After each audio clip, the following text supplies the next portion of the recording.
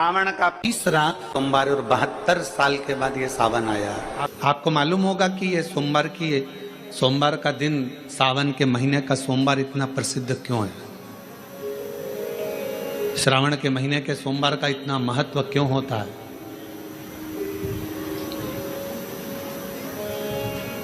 उसका एक कारण है, सावन के सोमवार का इतना महत्व क्यों है। सारे सोमवार होते हैं, सारे श्रावण सोमवार का दिन होता है, सारे सोमवार मान्य होते हैं, पर सावन के सोमवार की इतनी महत्वता क्यों है, किस लिए। और शायद हमको लगता है कि जितने भी आस्था चैनल पर कथा सुन रहे हैं, जितने फेसबुक यूट्यूब पर कथा सुन रहे हैं, जितने आपने अपने मोबाइल पर सोशल मीडिया में कथा सुन रहे हैं, हमारे को लगता है कि उनको भी नहीं मालूम होगा कि सावन के सोमवार की इतनी महत्वता क्यों है, किस लिए। सावन के सोमवार की महत्वता इसलिए है कि भगवान देवाधिदेव महादेव का विवाह ख्याति देवी लक्ष्मी जी से करना चाहती थी, पर माता लक्ष्मी ने, भगवान शिव ने माता लक्ष्मी का चेहरा देखा, पढ़ लिया कि ये तो भगवान नारायण के स्नेह है, और भगवान नारायण लक्ष्मी जी से विवाह करना चाहते। और दोनों के विवाह की बात भगवान देवाधिदेव महादेव ने माता ख्याति देवी से कह दी कि इनका विवाह करो। अब माता लक्ष्मी जी ने बड़ा निवेदन करा, आपने हमारा विवाह भगवान नारायण के साथ में कर दिया, हमारे मन की बात को रख लिया, बड़ी कृपा करी भोले बाबा। मेरा मन है मैं आपके चरणों की सेवा करूं, मुझे कोई सेवा आपकी बताओ। शिव मंदिर में कभी भी जाकर पंडित जी से मत पूछना कि यहाँ की कोई सेवा मुझे बताओ। भगवान के अन्य मंदिर होंगे तो वहां जाकर पूछना, देवी जी के मंदिर में यहाँ सेवा बताओ, राम जी के मंदिर में पूछना यहाँ सेवा बताओ, भगवान कृष्ण के मंदिर में पूछना हमारे लिए कोई सेवा बताओ, भगवान दत्त के मंदिर में पूछना हमारे लिए सेवा बताओ। सारे मंदिरों में जाकर कहना कि हमारे लिए सेवा बताओ, पर शिव जी के मंदिर में जाकर मत कहो कि हमारे लिए सेवा बताओ। वहां तो झाड़ू उठाओ, सेवा में लग जाओ। वहां तो निर्माल्य पड़ा है, उसको उठाओ, विसर्जन में ले जाओ। वहां पोछा उठाओ, पोछा लगाना प्रारंभ कर दो, शिव जी का श्रृंगार करना प्रारंभ कर दो, शिव जी का सुंदर स्नान कराना प्रारंभ कर दो। शिव मंदिर में सेवा पूछी नहीं जाती, सेवा करी जाती है। वहां सेवा करना पड़ती है, यहाँ कहना नहीं पड़े। शंकर के मंदिर में कहना ना पड़े कि तुम्हें यह करना। शिव मंदिर में जाकर कभी नहीं पूछना कि मुझे सेवा क्या करना। शिव मंदिर में तो जाकर सेवा का क्रम करो। अब लक्ष्मी जी पूछ रही हैं भोले बाबा से, आप मुझे बताओ, मैं आपकी सेवा में लगना चाहती हूँ। शिव जी ने कहा कि मैं क्या सेवा बताऊं, आप जाओ भगवान नारायण की सेवा करो। पर लक्ष्मी जी ने सोचा कि देवाधिदेव महादेव मुझे सेवा नहीं बता रहे हैं। सावन का महीना था, सोमवार का दिन था। माता लक्ष्मी पूरे सावन के महीने में शिवालय में जाती, शंकर जी के कैलाश पर्वत पर जाकर खूब सेवा करती, खूब।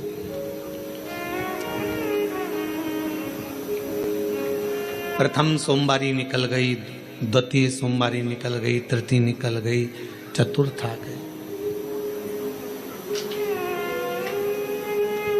सोमवारियां निकलती चली गई। सावन का आखिरी सोमवार, देवाधिदेव महादेव प्रसन्न हो गए, लक्ष्मी को बुलाया।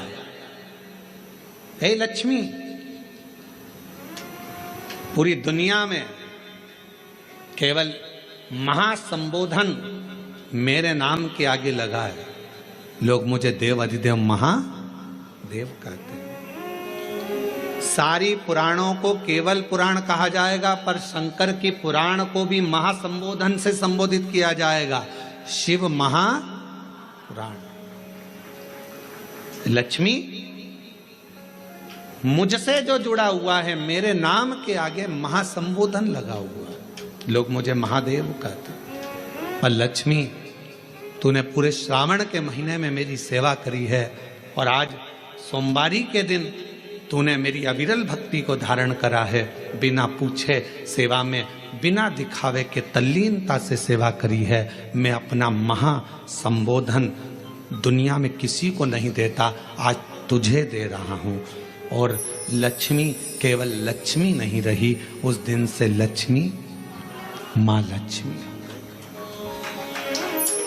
लक्ष्मी केवल लक्ष्मी नहीं रही, उस दिन लक्ष्मी महालक्ष्मी के संबोधन से प्रकट हुई। आज महासंबोधन लक्ष्मी जी को अगर किसी ने दिया तो भगवान देवाधिदेव महादेव ने दिया।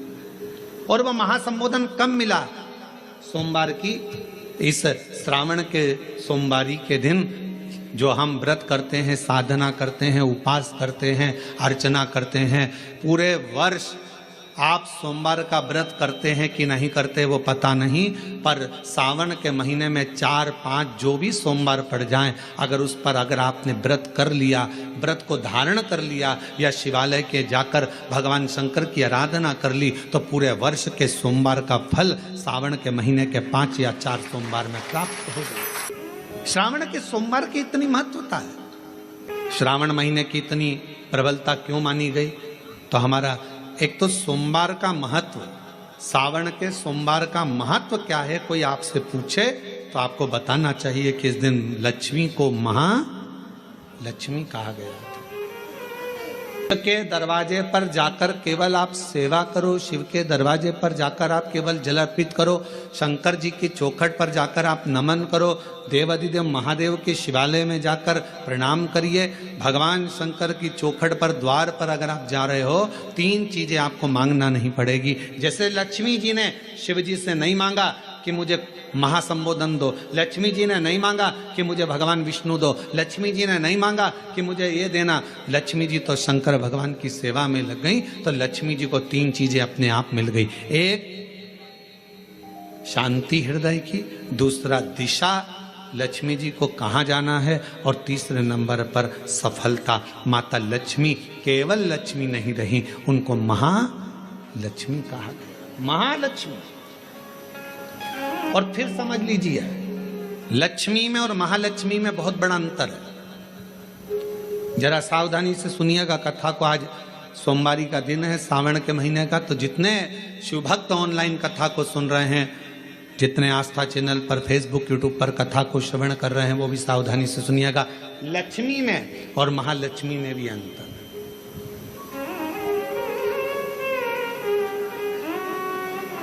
लक्ष्मी माँ आती हैं तो तुरंत चली जाती हैं। लक्ष्मी आती हैं तो तुरंत चली जाती है। लक्ष्मी बहुत समय तक तिजोरी में, अलमारी में टिकती नहीं है। पर वही लक्ष्मी भगवान विष्णु जी के आदेश से, भगवान शंकर की कृपा से हमारे घर में आती हैं, तो वो महालक्ष्मी कहलाती है। और महालक्ष्मी अपने घर को छोड़कर कभी नहीं जाती है, वो वहां सदा सदा रहती है। महालक्ष्मी हमारे घर में रहती है।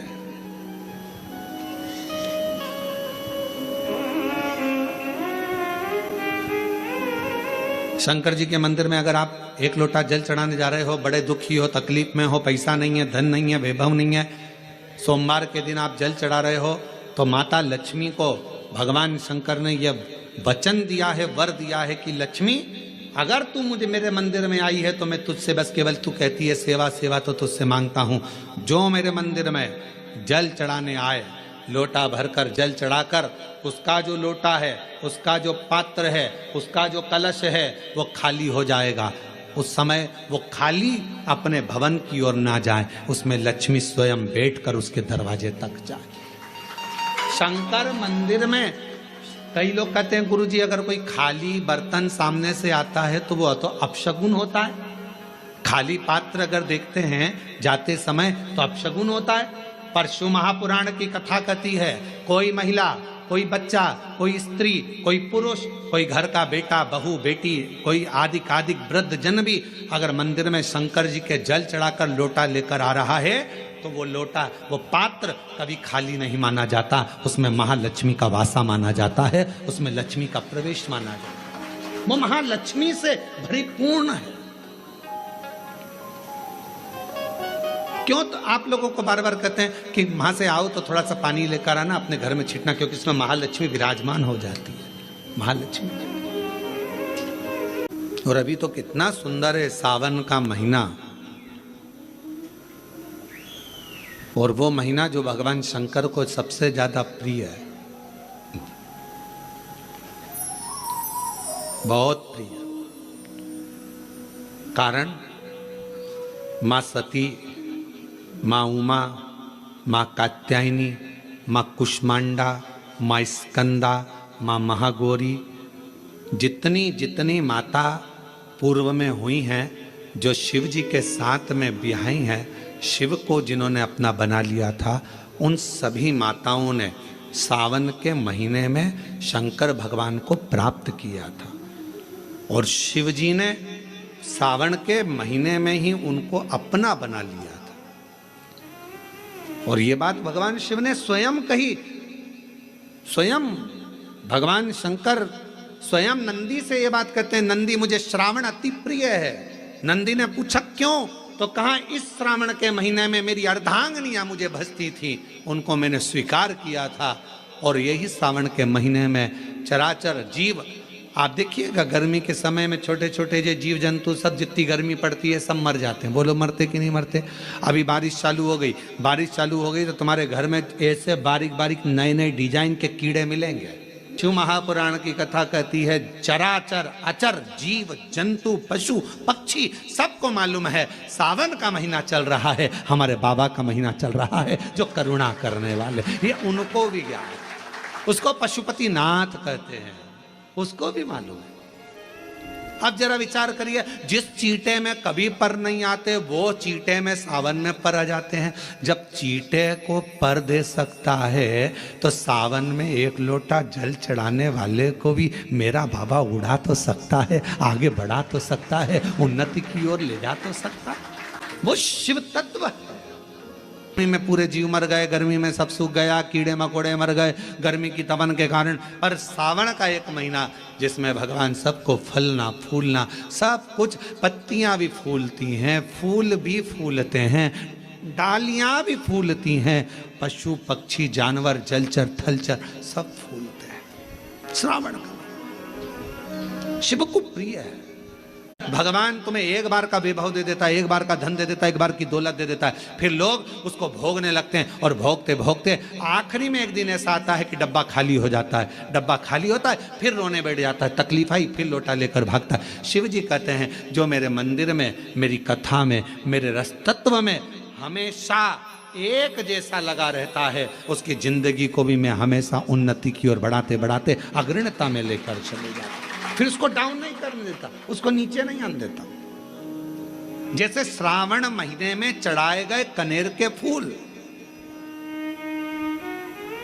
दुर्वा,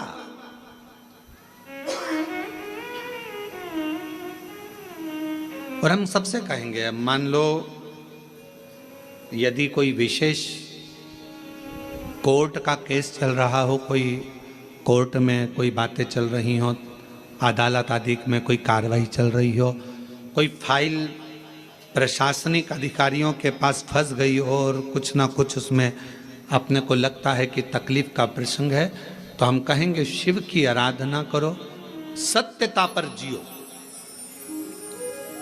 और साथ में 5 दुर्वा, 1 कनेर का फूल पीला, 1 पीला कनेर, 5 दुर्वा, 5 बेलपत्र लेकर शिव जी के मंदिर में जाकर शिवलिंग पर समर्पित कर 2 लोटा जल सावन के महीने में उसी पर बेलपत्र कनेर के फूल पर चढ़ाइए। देवाधिदेव महादेव की कृपा होगी।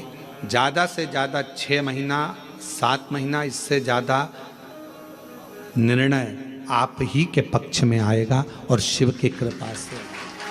और इसमें एक बात और स्मरण रखे, जैसे कोई की प्रॉपर्टी है, कोई की जमीन है, और वो जमीन तुम्हारी कोई ने कब्जा कर ली या तुम्हारा नाम नहीं हो पाई या कोई उसमें लफड़ा हो गया या तकलीफ आ गई और पैसा उसमें अटक गया, उसके लिए भी कनेर का पुष्प श्रावण महीने के जितने सोमवार आते हैं, रविवारी, सोमवारी और भोमवारी,